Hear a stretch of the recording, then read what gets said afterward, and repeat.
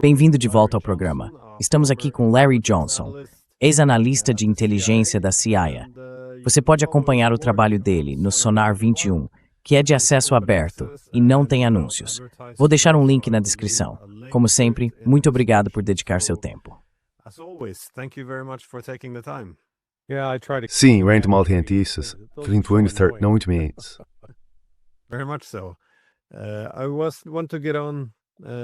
Quero abordar essa questão sobre Trump. Ele continua defendendo a ideia de paz.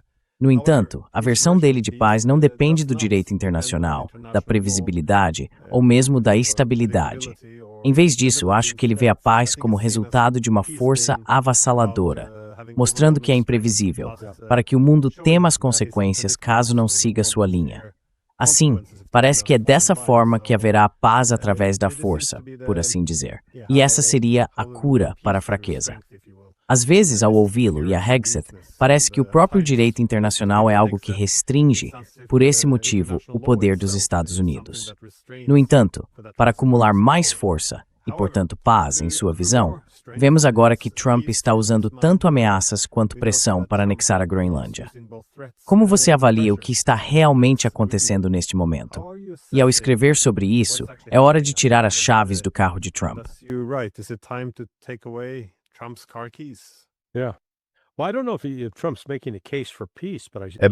Não sei se o Trump está defendendo a paz, mas ele certamente está dando um forte motivo para colocá-lo em uma daquelas jaquetas brancas com mangas longas que amarram nas costas, uma camisa de força, e levá-lo para um asilo. O comportamento dele é tão bizarro, mas o que é assustador é que isso não se limita a ele. O que achei tão alarmante nas últimas 3 semanas, especialmente naquela semana de domingo, 28 de dezembro, até sábado, 5 de janeiro, acredito foi quando ele, no dia 28, lançou o golpe contra o governo iraniano, desencadeando protestos por toda a economia.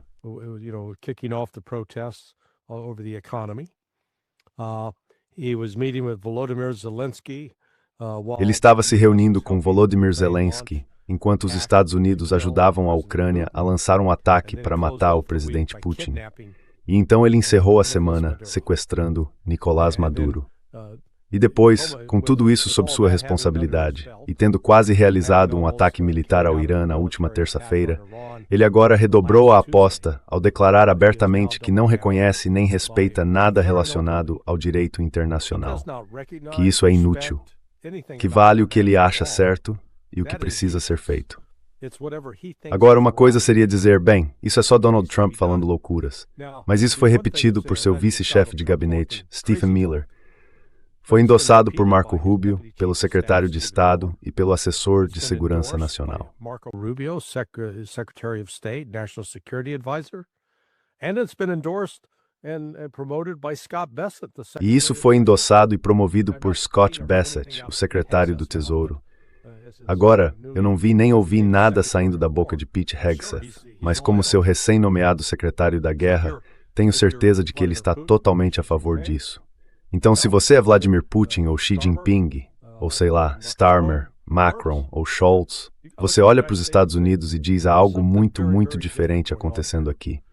Embora seja verdade que a maioria dos países do mundo, ou as grandes potências do mundo, de tempos em tempos encontraram maneiras de ignorar ou contornar o direito internacional, eles ainda mantêm algum tipo de compromisso verbal com ele e o veem como algo preferível a se ter do que a não ter. Mas agora Trump está, dizendo abertamente que isso não significa nada.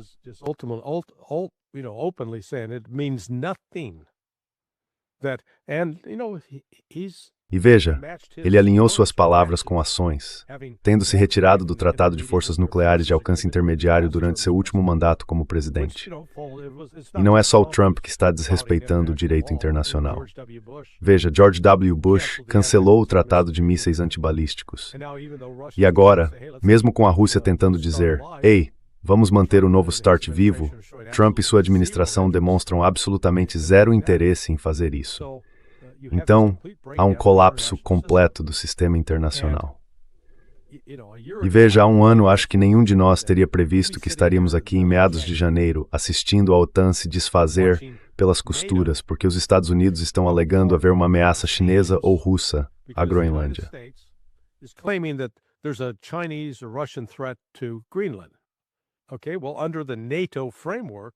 Certo, bem, dentro do quadro da OTAN, se houver uma ameaça desse tipo, você ativa o artigo 5º e faz com que toda a OTAN diga sim.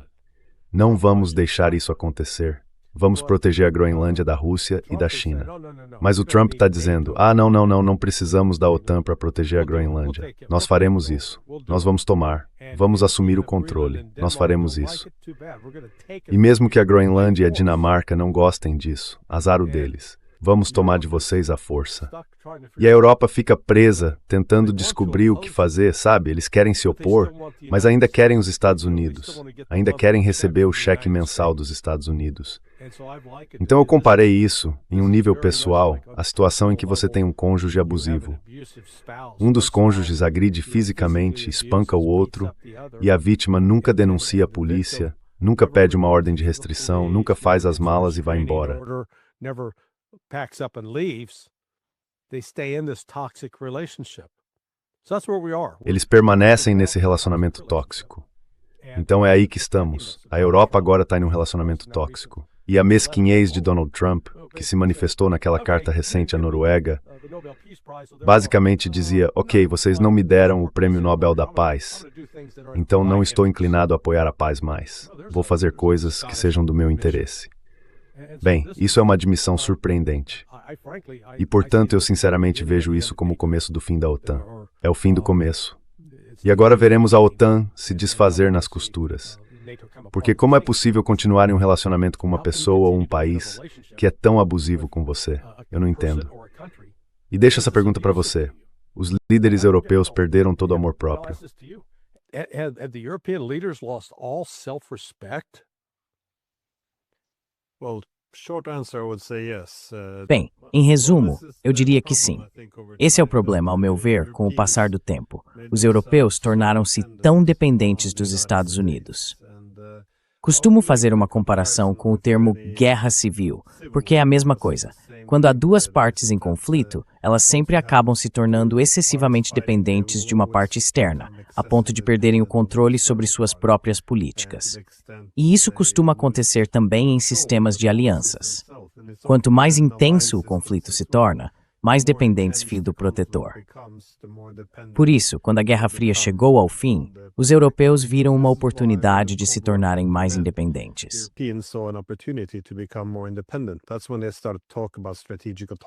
Foi então que começaram a falar sobre autonomia estratégica, soberania europeia e todas essas questões. Mas esse é o problema que vemos agora. Todas essas iniciativas fracassaram, especialmente por causa da guerra na Ucrânia. Os europeus tornaram-se tão dependentes dos Estados Unidos em termos de segurança. E claro, economicamente, à medida que o mundo se tornava mais multipolar, os europeus queriam reviver sua hegemonia coletiva. Então começaram a se isolar da Rússia, da China e de qualquer outro país de quem os Estados Unidos pedissem, na esperança de que, de alguma forma, restaurássemos o momento unipolar. Mas, na realidade, isso apenas nos tornou mais dependentes em um momento em que os Estados Unidos precisavam se ajustar à multipolaridade que se desenvolvia em outros lugares.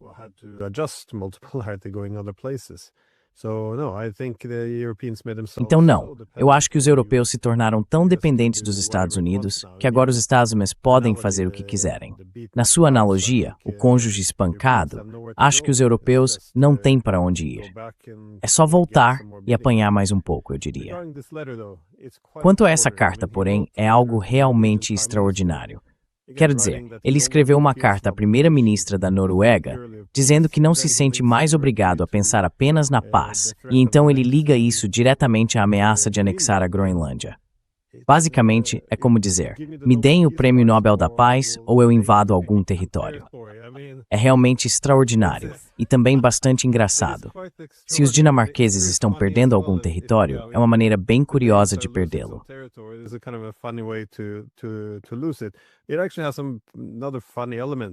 Na verdade, há outro elemento engraçado nisso. que é o fato de Trump dizer que a Rússia e a China querem tomar a Groenlândia, que seus navios de guerra estão na área e tudo mais. Eles não estão. Isso é um absurdo. No entanto, as próprias agências de inteligência da Dinamarca têm feito relatórios sobre isso, dizendo que os russos poderiam vir atrás da Groenlândia. E o motivo é que eles queriam, sabe, ampliar a ameaça russa para que os Estados Unidos se comprometessem mais com a Europa. Mas talvez tenham exagerado, porque agora Trump pode virar o jogo contra eles, dizendo: bem, vocês não são capazes de se defender da Rússia, então nós assumiremos, porque isso é importante demais para a paz mundial, para que a Dinamarca lide sozinha. Então, os dinamarqueses podem ter se prejudicado com a própria propaganda de guerra.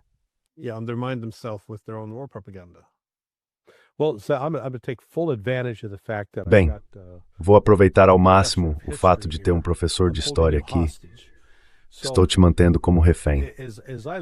Então, ao observar a evolução da Europa e essa aceitação do direito internacional, o primeiro passo disso foi com a Magna Carta, quando os nobres foram até o rei João e basicamente disseram: ei, você não pode fazer o que quiser só porque acha que é o certo ou porque se considera moralmente superior. Vamos estabelecer alguns limites sobre o que você pode fazer. E o resto da Europa meio que acompanhou depois disso. Você marcaria o Tratado de Westfália como o ponto inicial em que a maior parte da Europa disse: certo, vamos nos unir em torno desse conceito de direito internacional? Ou dá para identificar algum momento específico?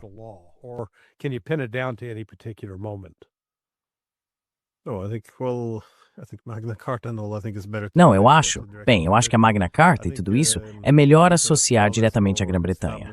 Acho que a Paz de Westfália tem mais a ver com o estabelecimento de uma ordem mundial moderna, porque em vez de haver um sistema hegemônico, ela definiu ou criou uma ordem mundial baseada no equilíbrio de poder como fonte de paz.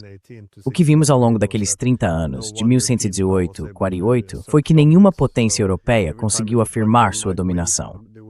Toda vez que parecia que uma poderia vencer, surgia uma espécie de equilíbrio natural contra ela. Então, depois de toda aquela matança, ficou claro que não haveria uma potência dominante. E é por isso que a Europa aceitou que teria de haver uma anarquia internacional, o que não significa caos completo, mas sim que nenhuma potência centralizaria o controle.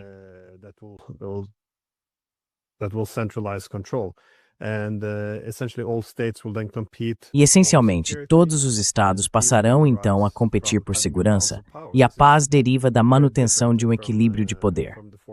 Isso é muito diferente do sistema anterior.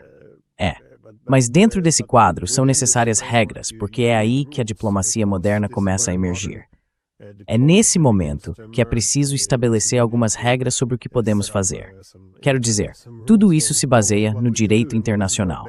Você abre mão de certa flexibilidade na política externa, então não pode simplesmente fazer o que quiser. Mas em troca, obtém reciprocidade, obtém previsibilidade. E sim, os Estados Unidos não podem simplesmente tomar a Groenlândia se quiserem, mas em contrapartida, sabem que outros países também não podem fazer o mesmo. Assim, o sistema se torna mais estável. O que torna ainda mais absurdo ver o presidente dos Estados Unidos denunciar o Dia Internacional como se fosse uma manobra woke para enfraquecer o país. É muito estranho.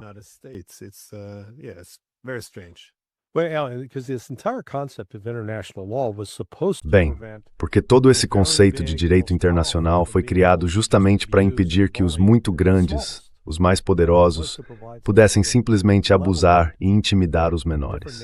A ideia era oferecer algum tipo de equilíbrio para que diferentes nações, independentemente do tamanho, pudessem ser reconhecidas como soberanas e tratadas como iguais, pelo menos em teoria. Mas o que ouvi do governo Trump e de seus apoiadores? Há um comediante nos Estados Unidos chamado Dave Smith, que é libertário, é que ele estava debatendo com um sujeito chamado Dinesh D'Souza, que é, você sabe, um dos apoiadores neoconservadores. E D'Souza é um cara muito inteligente.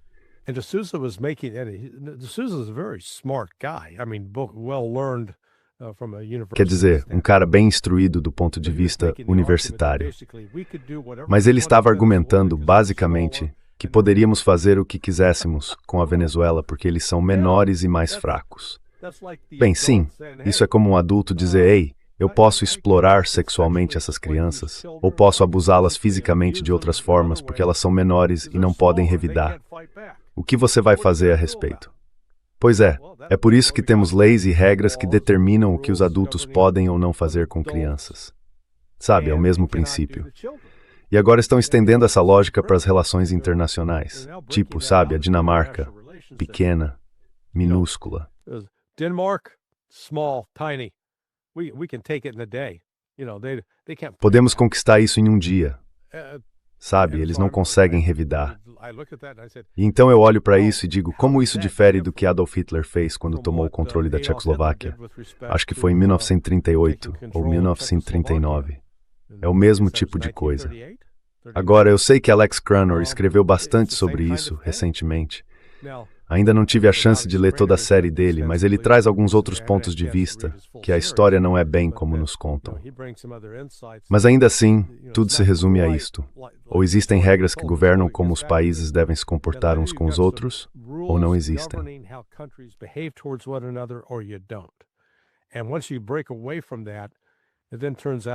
E uma vez que você se afasta disso, tudo se transforma em uma disputa sobre quem é o mais forte e quem é o mais implacável. Infelizmente, parece que os Estados Unidos estão entrando nessa. Sabe, não há ninguém ao redor de Trump para dizer, senhor presidente, o senhor não pode fazer isso, ou se fizer, vai destruir a OTAN. Pessoalmente, não tenho problema nenhum com a destruição da OTAN. Acho que é um anacronismo. Mas não sei se Trump fez isso deliberadamente. Ainda assim, é provável que esse seja o resultado no fim das contas. Ele terá minado a legitimidade da OTAN, tornado difícil sua continuidade.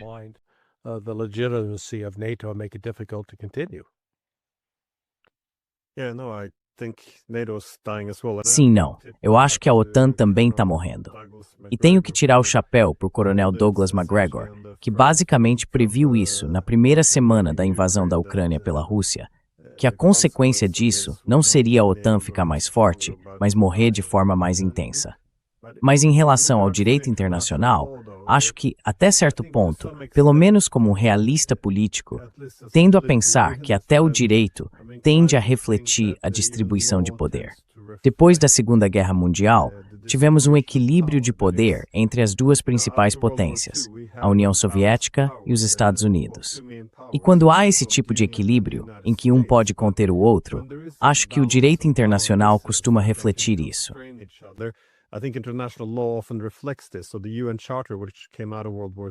Então, a Carta da ONU, que surgiu após a Segunda Guerra Mundial, foi criada para impor restrições mútuas a ambos os lados. E é essencialmente isso que a Carta da ONU é. Ela parte do princípio de uma certa igualdade soberana, as mesmas regras para ambos os lados.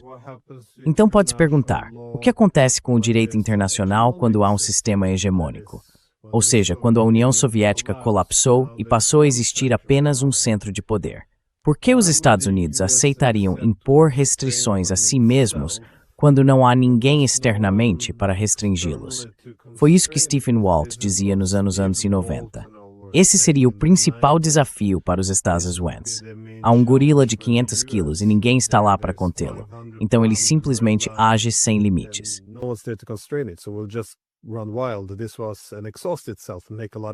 Isso acabaria se esgotando e criando muitos inimigos. Essa era a principal preocupação, porque os estados não se impõem limites. Então, como seria o direito internacional? Bem, havia todos esses novos princípios sendo introduzidos nos anos 1990. Intervenção humanitária, que significa que podemos usar a força sem restrições para nós, mas os outros não podem. Depois vem a promoção da democracia. Há essa mudança de fronteiras com o Kosovo, dizendo, bem, não é legal, mas legítimo, porque nós também não quer. Há a guerra global ao terror, que é novamente soberania para nós, mas não para vocês. Esse é basicamente o princípio.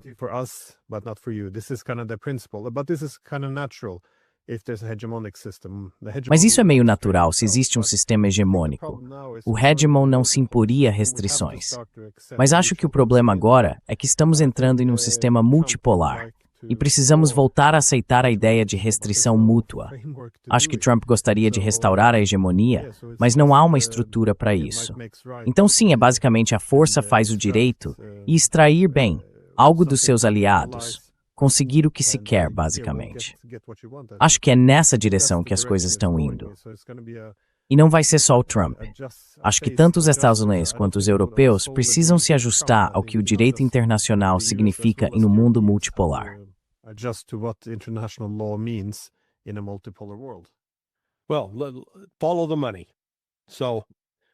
Bem, siga o dinheiro. Os Estados Unidos conseguiram até o ano passado basicamente definir as regras e preparar o terreno porque o mundo dependia do dólar. A hegemonia do dólar dominava o cenário. Mas a transição para longe do dólar realmente começou para valer em fevereiro e março de 2022, após as sanções contra a Rússia e a exclusão da Rússia do SWIFT. Quando você pensa bem, o Ocidente, na verdade, fez um favor à Rússia, porque o SWIFT é o equivalente, no mundo financeiro moderno, a um chicote de charrete. É como dizer que você vai dirigir um carro, precisa ter um chicote de charrete.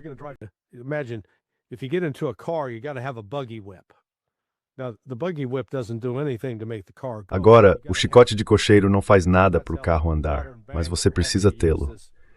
E é mais ou menos assim que os bancos modernos estão presos usando essa tecnologia antiga, o e-mail, para enviar mensagens e transferir fundos. Muitas vezes essas mensagens acabam no spam e leva 2 ou 3 dias para resolver. De qualquer forma, a ascensão dos BRICS levou à criação de métodos de pagamento alternativos, em que não era mais necessário comprar petróleo russo com dólares americanos. Os chineses pagavam em yuans e a Rússia aceitava os yuans. Mas então, ambos os países começaram a comprar mais ouro. A Rússia, em particular, é uma grande produtora de ouro e a China é uma grande produtora de prata. Eles começaram a controlar esses metais.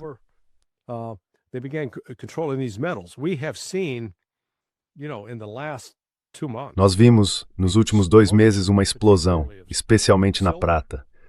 Ontem, por volta das 14h30 de domingo, a prata estava sendo vendida a $89 e até a noite já tinha subido para 93.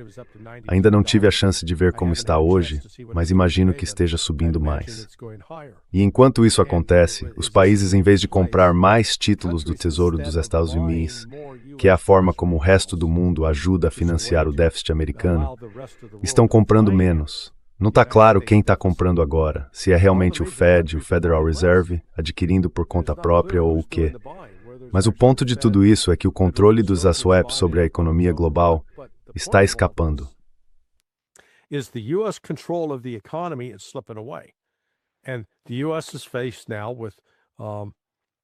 os Estados Unidos estão agora diante de uma situação em que, quando essa guerra na Ucrânia começou, acho que a dívida nacional americana estava em torno de 36 trilhões de dólares. Agora acabou de atingir 39 trilhões. Um aumento de 3 trilhões em 3 ou 4 anos. Isso está crescendo muito, muito rápido e não há sinal de que vá desacelerar, especialmente depois que ouvimos Trump anunciar que vai aumentar os gastos com defesa para 1,5 trilhão de dólares, um acréscimo de 500 bilhões em relação ao que era. Então agora existe esse fenômeno envolvendo Rússia e China. Economicamente, eles não dependem mais dos Estados Unidos. Conseguiram se desvincular da dependência do dólar americano. A Rússia, por ter os maiores recursos naturais de qualquer país do mundo, está em uma posição de realmente, extrair esses recursos do solo, colocá-los em produção e vendê-los.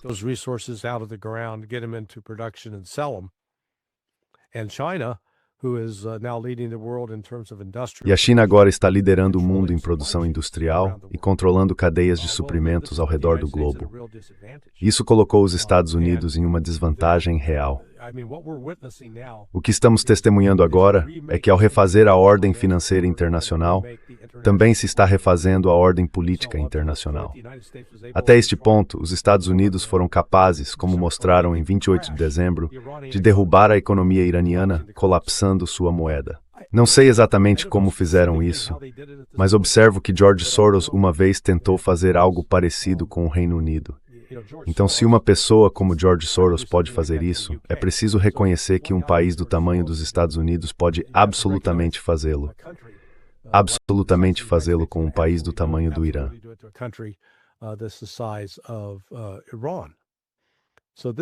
This is where the action. Então é aqui que a próxima batalha está realmente sendo travada, nos mercados econômicos.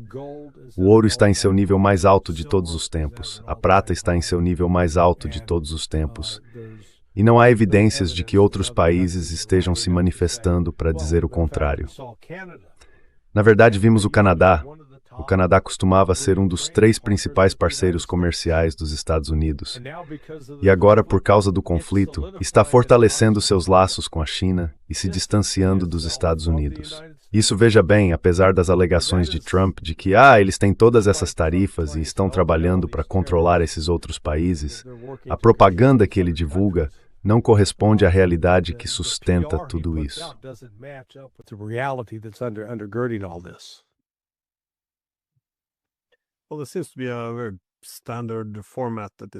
Bem, parece haver um formato bastante padrão neste ponto.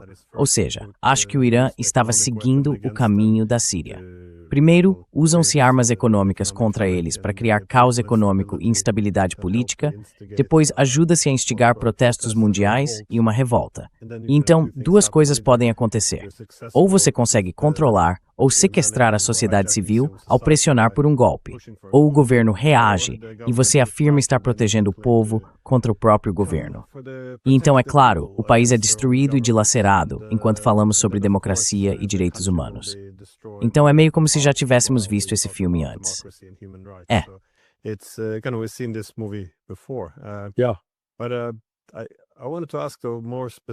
Mas eu queria perguntar mais especificamente sobre a Groenlândia. Porque, bem, por quê? Por que tomar a Groenlândia?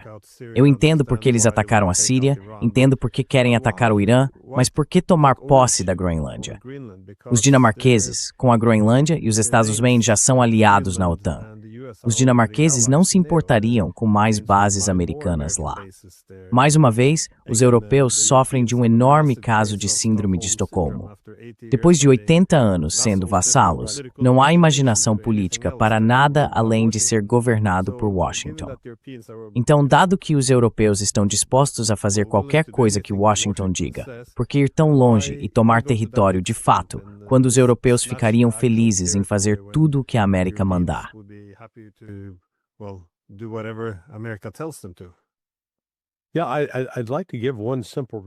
Sim, eu gostaria de dar uma razão simples, mas acho que não existe uma. É realmente desconcertante. Uma das justificativas é, bem, os Estados Unidos precisam daqueles minerais de terras raras que a China está retendo, mas ainda é preciso extraí-los do solo na Islândia ou na Groenlândia e depois processá-los. E esse é o problema. Sabe, a cerca de 60 quilômetros ao norte de onde estou, em Bradenton, na Flórida, há uma empresa de mineração chamada Mosaic. A Mosaic tem um suprimento abundante, eles exploraram todas essas minas de gesso e tem todo esse material. Ele contém todos os minerais de terras. O problema é que os Estados Unidos não têm uma planta de processamento. O problema é que o US não tem uma processing plant. And the processing plant is very E as usinas de processamento são muito sujas e não são ecologicamente corretas. Então, conseguir a aprovação de uma dessas para uso é outro problema completamente diferente. O argumento sobre minerais de terras raras não faz sentido. Depois há a questão do acesso ao Ártico. Os Estados Unidos têm um total de 2 quebra-gelos, mas apenas um está funcionando. Basicamente, apenas um quebra-gelo operacional. Isso não vai levar muito longe em termos de movimentação regular dentro e fora do Ártico. Em contraste, os russos têm pelo menos 8, e acho que talvez 5 ou 6 deles sejam movidos a energia nuclear, se não todos.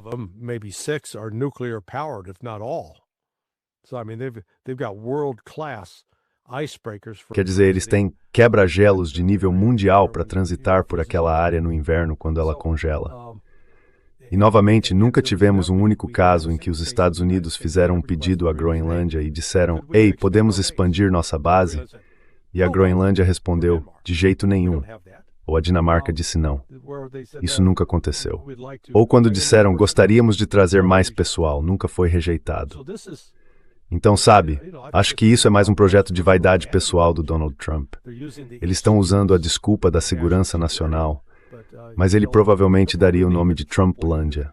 Não seria mais Groenlândia, seria Trumplândia. E eu não ficaria surpreso se isso fosse apenas mais uma forma de alimentar a vaidade dele. One more way of catering to his vanity. Yeah, I was wondering if it's Sim, eu estava me perguntando se você prevê uma divisão no Ocidente político e ele quer se adiantar, sabe? Porque se o mundo está se tornando multipolar, então os Estados Unidos não vão conseguir se concentrar tanto na Europa e por isso terão menos a oferecer. Enquanto isso, os europeus, se quiserem continuar independentes e minimamente relevantes, terão que diversificar seus laços e começar a se conectar com outras grandes potências. Então dá para perceber que, em um mundo multipolar, o Ocidente político não vai se sustentar de qualquer forma. Dá até para fazer um argumento estratégico, eu acho, de que é melhor garantir agora o que for necessário manter, já que o sistema de alianças começa a se desfazer. now as the alliance system breaks up, which is why he would also like to get the semiconductor. É por isso que ele também gostaria de levar as fábricas de semicondutores de Taiwan e transferi-las para os Estados Unidos, caso você ache que o sistema de alianças não vai durar. Mas eu também acho que há um forte elemento de narcisismo aí, além do ressentimento pessoal dele em relação à União Europeia. Ele diz que eles são, sabe, piores do que a China. O que também sugere que, se fosse preciso pedir permissão aos europeus para manter tropas americanas na Groenlândia, ou se quisessem algum sistema de defesa antimísseis ou estivessem espionando a Rússia, precisariam dessa permissão. Acho que muito disso pode estar relacionado à personalidade dele também. I think a lot of this could be about his personality as well. Yeah. No, I don't think we can Sim. underestimate that at all. Não, acho que não podemos subestimar isso de forma alguma, como uma das principais motivações para isso. É tudo, sabe, olha como ele está obcecado com impedir 8 guerras, o que não é verdade. E eu preciso do Prêmio Nobel da Paz. Sabe a carta que você mencionou antes, para o vice-ministro das Relações Exteriores da Noruega? Era o vice-ministro das Relações Exteriores da Noruega? Não, o primeiro-ministro. Ah, o primeiro-ministro. E, sabe, a alegria que ele demonstrou quando Machado lhe entrega o Nobel, sabe, a medalha. Ah, e é tipo, sério. Quero dizer, eu joguei em times esportivos e ganhar uma medalha ou um troféu para mim não é grande coisa. Eu não vou dormir à noite pensando, meu Deus, eu preciso ganhar esse troféu ou esse prêmio. And I don't go to sleep at night saying, "Oh my God, I got to get this trophy or this award." He apparently does. Which Aparentemente ele faz isso, o que novamente não é normal. Esse não é um comportamento normal. E parte do que vejo acontecendo é que temos tantos líderes mundiais, e francamente vou incluir Vladimir Putin nisso também, que estão dando apoio a esse cara. Acho que a posição da Rússia deveria estar clara neste momento. E Putin basicamente disse isso na semana passada, quando se dirigiu aos 32 embaixadores, sem mencionar os Estados Unidos pelo nome. Ele disse que realmente não se pode ter um sistema em que se desconsidere o direito internacional e se crie uma lei própria. Mas parte disso é que dizemos a Witkoff e Kushner, ei, vamos lidar estritamente com o direito internacional. Hey, we're going to deal strictly with international law. I need a commitment from you that the United States is going to follow that. And if not, Precisamos de um compromisso seu de que os Estados Unidos vão seguir isso. Caso contrário, não temos nada sobre o que conversar. Comece a isolar os Estados Unidos por meio de um esforço conjunto entre China, Índia e Rússia, e trabalhe com outros países para parar de usar dólares americanos. Essa é a única coisa. O dinheiro, sabe, você não quer entrar em uma guerra física, uma guerra de tiros, mas por Deus é possível paralisar financeiramente os Estados Unidos, de modo que o país tenha que recuar e repensar sua abordagem. Quero dizer, estou genuinamente alarmado com o que Trump está dizendo. E ele está sendo apoiado por toda uma equipe de bajuladores. E se isso não for contido e interrompido, vai levar a uma guerra mundial, uma guerra global. Não vejo como isso possa ser evitado. a global war. I don't see how that's avoidable. It's just sad to watch him É simplesmente triste vê-lo, acho, sentir prazer em receber a medalha de outra pessoa. E claro, a grande ironia é que foi outra pessoa que a ganhou. A única razão pela qual ela ganhou, acredito, foi porque os noruegueses queriam apaziguar Trump, basicamente dando-lhe legitimidade para invadir a Venezuela, ao conceder o prêmio a uma dissidente que abertamente defendia a invasão do próprio país. Certo, mas isso já tem precedente. Quero dizer, em 1920, houve um norueguês, Knut Hamsun, que ganhou o Prêmio Nobel de Literatura.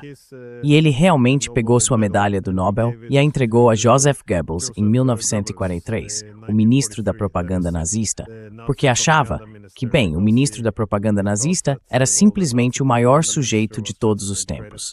Então isso já aconteceu antes. Sim, quero dizer, quem foi afetado por isso já diz tudo o que você precisa saber sobre o assunto. Basicamente, Trump está no mesmo nível de um propagandista nazista. Podemos sustentar esse argumento.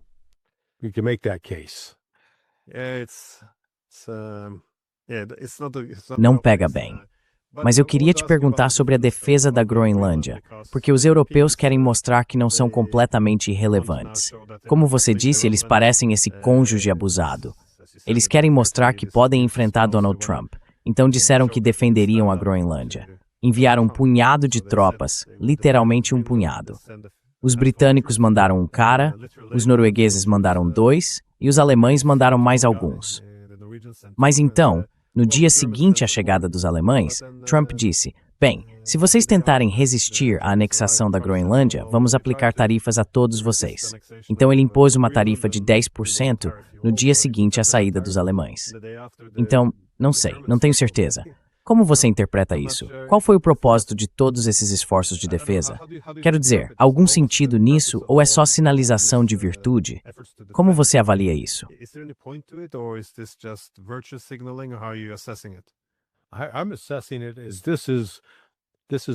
Estou avaliando isso como uma atualização do século XXI do filme do Monty Python, Os Cavaleiros do Cálice Sagrado, certo? É satírico, é risível, é absurdo, e ainda assim, o problema é que é real. Sabe, porque no filme do Monty Python, quando os cavaleiros começavam a lutar, eles gritavam, fujam, fujam!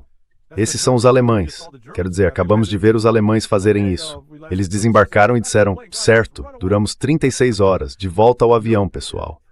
Vamos fugir. A Europa, nas melhores condições, se quisesse entrar em um conflito militar com os Estados Unidos, é apenas um obstáculo. Eles não vão atrasar os Estados Unidos. Agora, se você fosse investir, este teria sido um bom momento para investir em pipoca.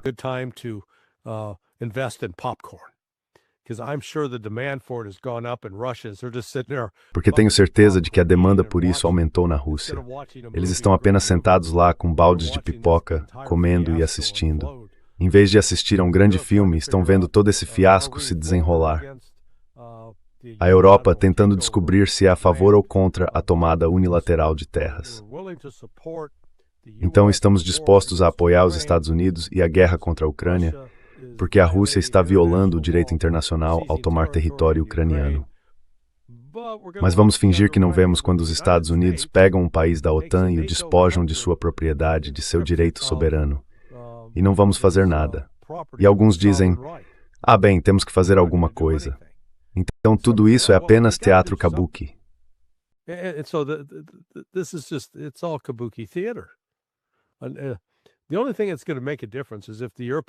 A única coisa que vai fazer diferença é se os europeus finalmente se unirem e disserem, espera um segundo, isso não pode ser permitido, e começarem a fechar bases militares dos Estados Unidos, a negar acesso dos Estados Unidos a lugares como Wiesbaden. Não vejo a Inglaterra fazendo isso de forma alguma. A Alemanha é o único país onde eles realmente poderiam virar o jogo. E qual seria, vamos imaginar o cenário mais extremo, em que Merkel dissesse, espera um segundo, já sofremos abusos demais nessa relação, estamos caindo fora. Vamos voltar para a Rússia, vamos comprar petróleo russo, vamos comprar gás russo. Pelo que entendo, parte do gasoduto Nord Stream ainda está funcional, então eles ainda poderiam fornecer gás para a Alemanha. So if Germany immediately gets into Então, se a Alemanha começar imediatamente a pagar por gás natural e petróleo mais baratos, ela estará em uma posição em que poderia interromper sua queda econômica, que já está em andamento. Isso talvez chame a atenção dos Estados Unidos nesse momento. Mas conhecendo Trump, ele vai ficar tão irritado com a afronta dos alemães que vai insistir ainda mais. Nesse ponto, você verá a OTAN se desfazer nas costuras. Já não existe mais essa tão alardeada unidade que, na verdade, nunca existiu. E junto com isso, acho que veremos uma aceleração da ofensiva russa contra os ucranianos. O general Inverno está realmente causando estragos neles, já que todas as usinas de energia foram destruídas, e um número cada vez maior de ucranianos está sendo forçado a abandonar como Kiev, Zaporizhia, Dnipropetrovsk e Kharkiv. Cities like Kiev, Zaporizhia, Dnipropetrovsk, Kharkiv.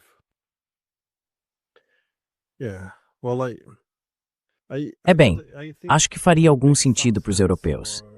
Enfrentar os Estados Unidos diretamente não faz sentido, mas acho que deixar claro que isso teria um alto custo. Essa seria a principal ferramenta para avançar, claro. Mas é uma grande aposta, porque os europeus não querem que os americanos saiam. Eles querem que fiquem. É o Trump quem está tentando recuar. Então, a ameaça deles é essencialmente o que o Trump quer, o que quase me faz pensar que isso é uma manobra para reduzir a relevância da OTAN, porque o Trump não pode fazer isso sozinho. É preciso o Congresso. É difícil de realizar. Mas se os europeus fizerem isso por ele, então funcionaria.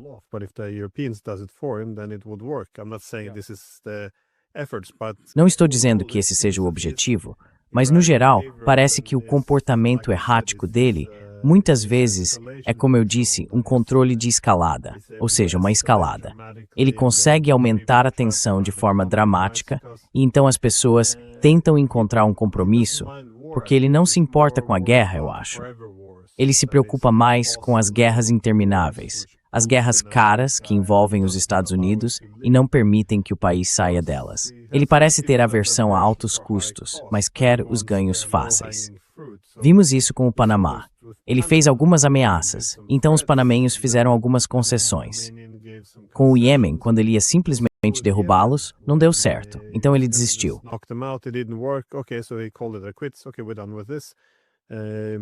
Certo, terminamos com isso. Na Venezuela também. É só entrar, sequestrar o presidente, matar um monte de gente e pronto, acabou.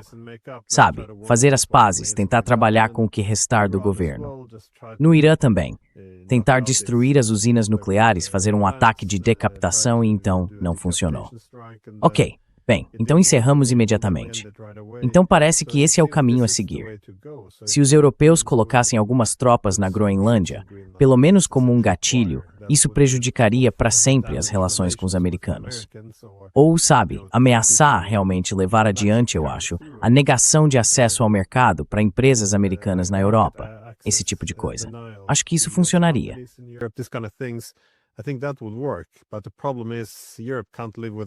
Mas o problema é que a Europa não pode viver sem os Estados Unidos. Então, certo, seria algo muito vazio. E, novamente, qualquer ameaça, eu acho, não seria levada adiante. Mas quero dizer, eu também estava curioso sobre o que você achou do comentário da primeira-ministra italiana Meloni, porque ela disse que, depois que Trump impôs tarifas aos europeus que enviaram tropas e começaram a reagir contra a anexação, obviamente houve um mal-entendido, um problema de comunicação. Os europeus tinham acabado de enviar aquelas tropas para a Groenlândia para defendê-la da Rússia e da China, porque Trump havia dito que esse era o problema, que eles precisavam anexar a Groenlândia, porque a Dinamarca não conseguia defendê-la.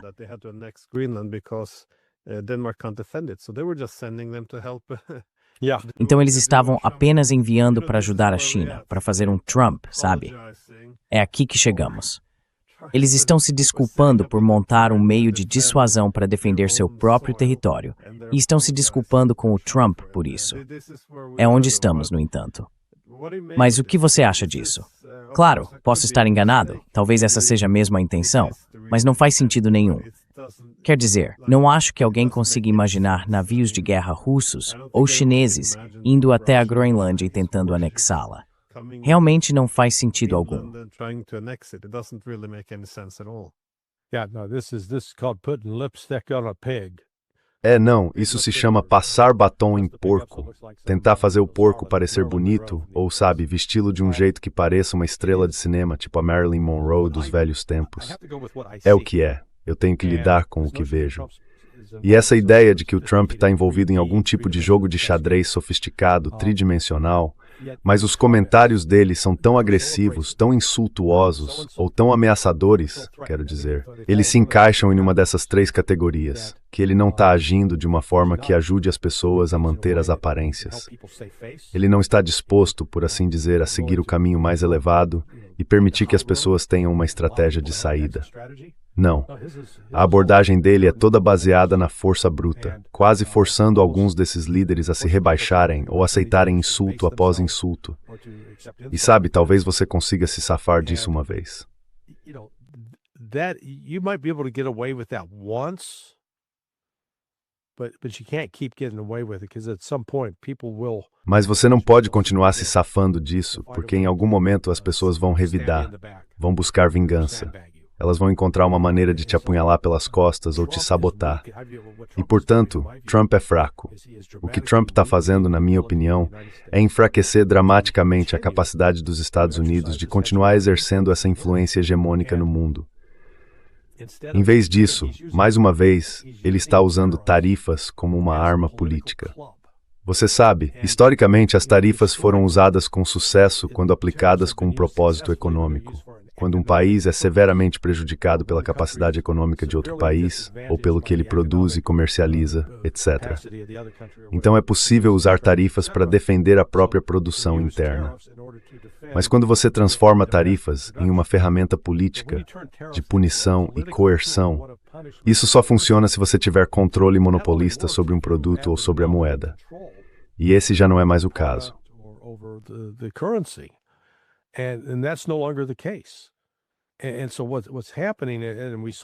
E então o que está acontecendo, e vimos isso novamente, mencionei o caso do Canadá, é que o Canadá começa a dizer que tem sofrido esse tipo de abuso. E eu disse, tudo bem, dane-se, vamos fortalecer nosso relacionamento com a China. Não vai ser uma transformação da noite para o dia, mas daqui a um ano haverá mais veículos chineses sendo importados para o Canadá, sendo vendidos para os canadenses e menos veículos dos Estados Unidos, o que vai prejudicar a indústria automobilística americana. E a China já tem uma enorme vantagem sobre os Estados Unidos nesse aspecto. E o mesmo vale para a Índia. As ameaças contra a Índia saíram pela culatra.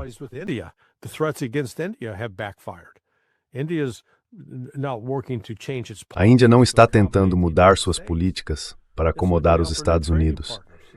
Ela está procurando novos parceiros comerciais e dizendo, tudo bem, vamos ter que viver sem eles. Então, quando Trump acreditava falsamente que os Estados Unidos eram tão poderosos, que éramos uma potência essencial nos negócios, na economia e no campo militar, da qual ninguém poderia prescindir, de repente ele está descobrindo que muitos desses países estão dizendo, na verdade não, podemos viver sem vocês. E na verdade, quanto mais nos afastamos de vocês, menos problemas temos.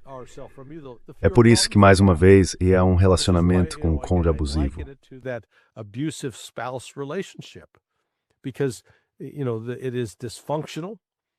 Porque, veja, é disfuncional. E é quase como um transtorno de personalidade viciada.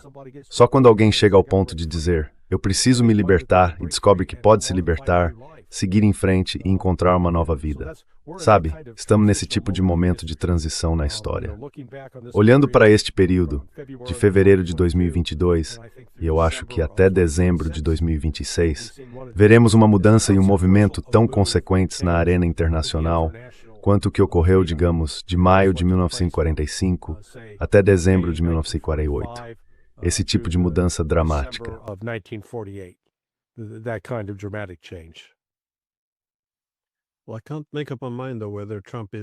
Bem, eu não consigo decidir se o Trump é realmente instável ou se está apenas fingindo ser. Mas acho que isso não importa, porque, como você disse, de qualquer forma, não dá mais para confiar nele. E bem, no caso de ele estar fingindo, fico me perguntando se ele está seguindo a abordagem do homem louco de Richard Nixon. Ou seja, se você age de forma irracional e extrema, pode escalar e controlar o nível de escalada. Você pode colocar uma pressão enorme sobre os outros, mas também pode reduzi-la, porque ninguém quer esse tipo de confronto com o louco. Então, ser imprevisível, subir na escala de escalada e essencialmente forçar os outros a recuar e a ceder, porque temem o resultado desastroso de alguém que parece instável.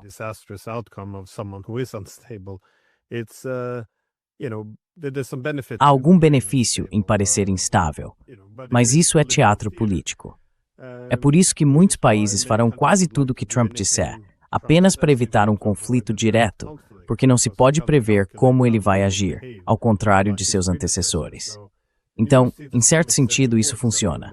Quero dizer, os europeus estão fazendo o que podem agora para evitar qualquer conflito com Trump. Eles apenas esperam que ele faça o que quiser e direcione sua fúria imprevisível contra os russos. Os russos parecem estar participando dessa encenação da diplomacia de Trump também. Depois, ele volta sua fúria para o outro lado, contra os europeus e Zelensky. Assim, você acaba com esse padrão. Um dia tudo é culpa de Zelensky, no outro, ele está decepcionado com Putin.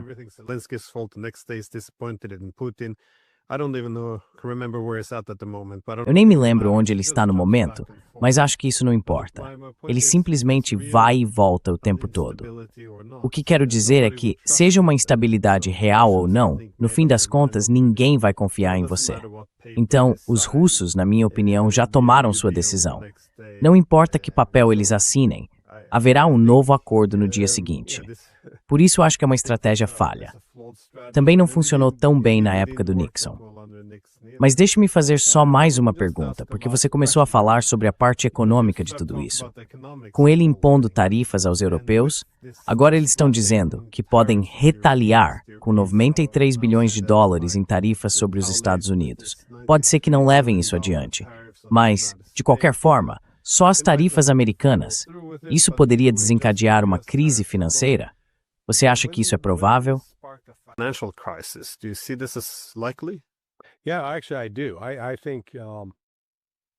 Sim, na verdade sim.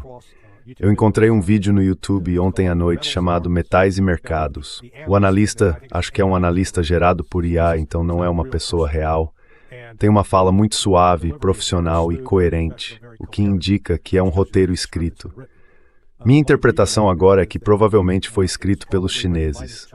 O que eles dizem é que por causa das tarifas do Trump, provavelmente foi criada uma verdadeira desordem no mercado, especialmente em relação à prata. O que me deu alguma confiança de que isso não era apenas propaganda de inteligência artificial é que o vídeo supostamente foi gravado ontem, domingo à tarde, às 14h38.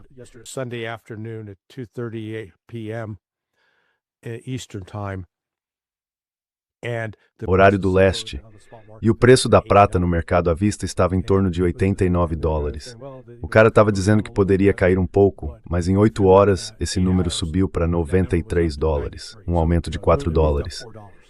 Ainda não olhei hoje, mas se ainda estiver subindo, então há um problema com a prata. A demanda está desequilibrada e a China já impôs um limite às exportações de prata. Eles restringiram isso. Então, acho que estamos vendo menos países comprando títulos do Tesouro dos Estados Unidos.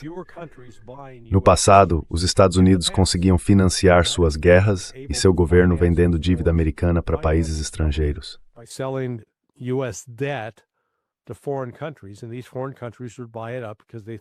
E esses países estrangeiros compravam tudo isso porque pensavam, os Estados Unidos são um lugar seguro, eles sempre pagam suas dívidas. Agora você está vendo o movimento oposto. Está vendo Rússia, China, Índia, especialmente esses três, comprando mais metais preciosos para suas próprias reservas, assim como vários outros países. Tudo isso está enviando sinais de que há uma crise financeira iminente no horizonte. E sabe, eu adoro usar analogias de filmes, porque acho que elas revelam certas verdades. Perguntar se Donald Trump é louco é como perguntar se o personagem interpretado por Mel Gibson em Máquina Mortífera era louco.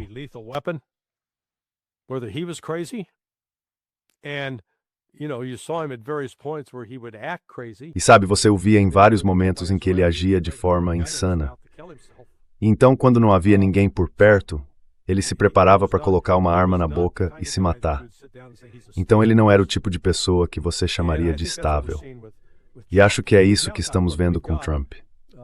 Veja, temos evidências que remontam ao seu primeiro mandato em Washington, em 2017. Ele demonstrou repetidamente que é um completo fracasso quando se trata de escolher as pessoas para incluir em seu governo, ou quase um completo fracasso. Ele tem um talento para escolher as pessoas erradas, ou para escolher pessoas que na verdade trabalham para miná-lo, ou pessoas que não são competentes.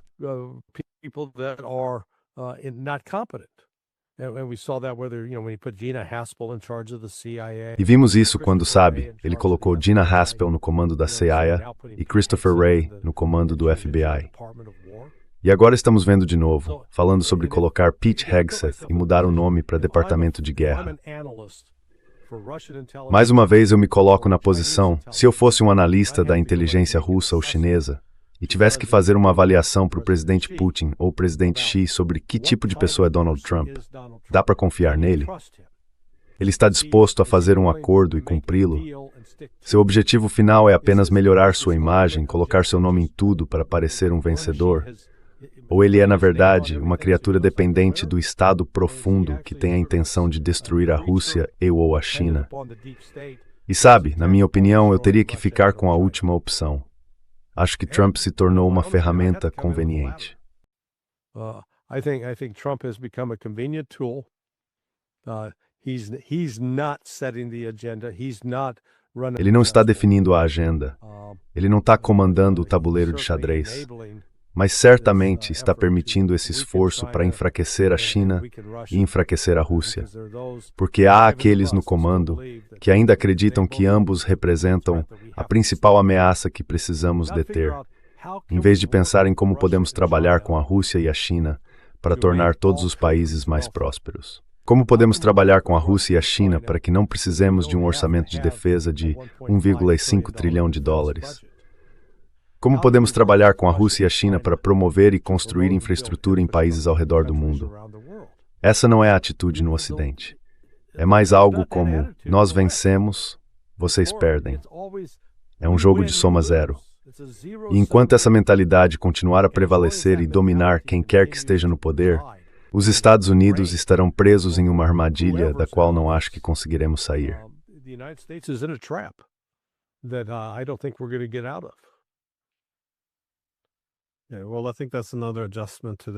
Sim, bem, acho que isso é outro ajuste ao problema da hegemonia, para a multipolaridade. Em um sistema hegemônico, você não precisa levar em conta a segurança dos outros.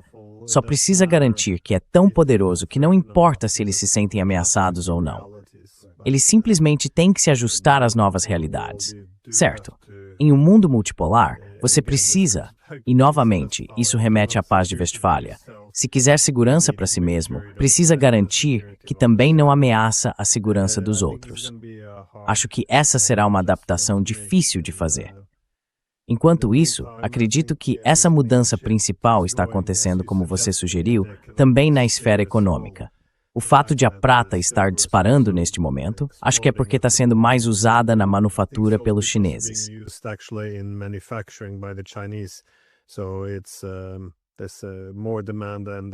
Então, há mais demanda do que oferta. Mas lembre-se de que em setembro, a prata estava em cerca de $40. Agora está em 95. Essa é essencialmente a história da prata. Nos últimos meses, ela disparou e não está caindo. Com todas essas guerras diferentes ao redor do mundo, acho que nos próximos meses isso vai se somar a uma grande crise financeira, o que vai introduzir uma variável enorme e incerta em toda essa bagunça, tornando tudo muito difícil de controlar. Então, obrigado como sempre e visitem o Sonar 21. Pois é, vou dizer nesse tom animado, bem, tem sido um ano difícil até agora, quase 3 semanas dele. Sim, já se passaram 19 dias e todo mundo está gritando, parem o brinquedo, eu quero descer.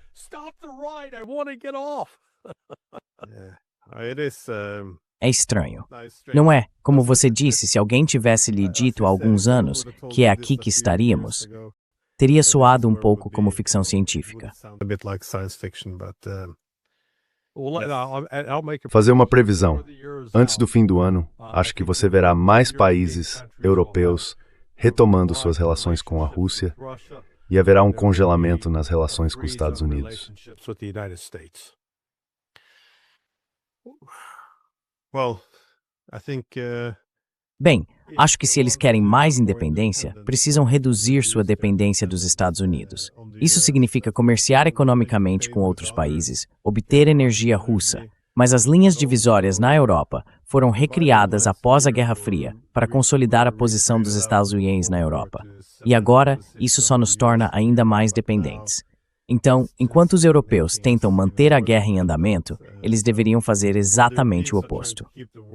Encerrá-la rapidamente, porque há menos dependência.